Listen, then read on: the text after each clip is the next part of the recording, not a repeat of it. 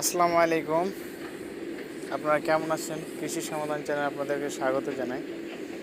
আর আপনারা দেখছেন ধানের জাত আমাদের কতটা গুরুত্বপূর্ণ ধানের জন্য।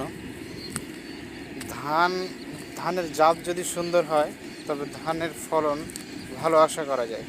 আমরা একদিনেই ধান দেখবেন, আমরা জমিতে লক্ষ্য করলে বুঝতে পারবেন, আমরা একদিনেই ধান লাগানো হয়েছে আমাদের এইটাই জমিতেও এবং পাশের জমিতেও।